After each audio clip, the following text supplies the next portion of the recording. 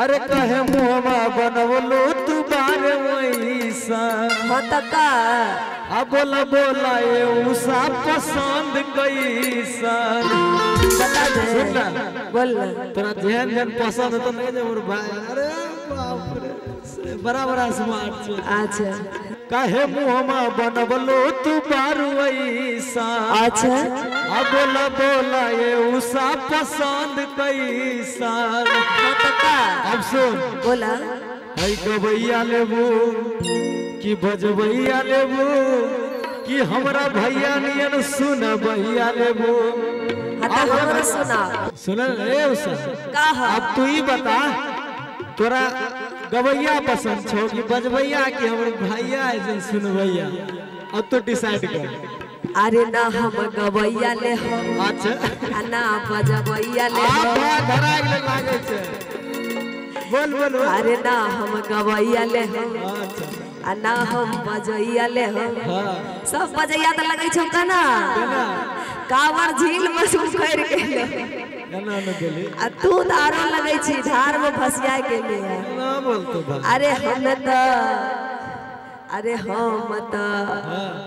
हम त सब सुनबैया लेबो ए भैया आप देखो ए ये सुन बोले अगर बजबैया लते रह तो 6 गो मिलते गवैया लते तो 1 गो मिलते इतने आदमी केना बर्दाश्त करे अभी नहीं की हते सुन आ जैसा न मरदा खोजबू ऐसा न वैसा न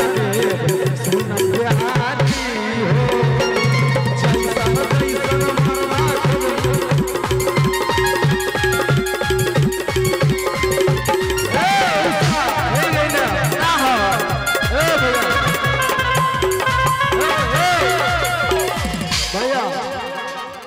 और बोलियो बोले आ गायक मरदा खोजबू तो मोनू बाबू के दे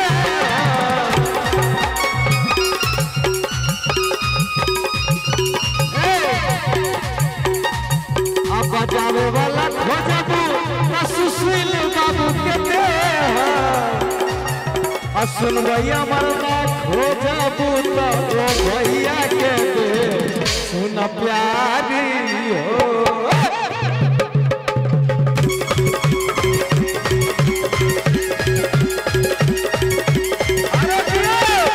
अब रहा भैया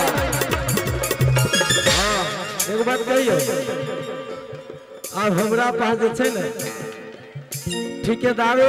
ठीके समझली तो बोल ले तो ठेकेदार छी राजमिस्त्री ना छै राजमिस्त्री हाँ ओम छै हाँ और ओम लवी ओम खा देतो तो बोल ही लेते बोल ठेकेदार मरदा खोजबू कोई छोट ठेकेदार बा ठेकेदार मरदा खोजबू कोई टोपी वाला भैया के दे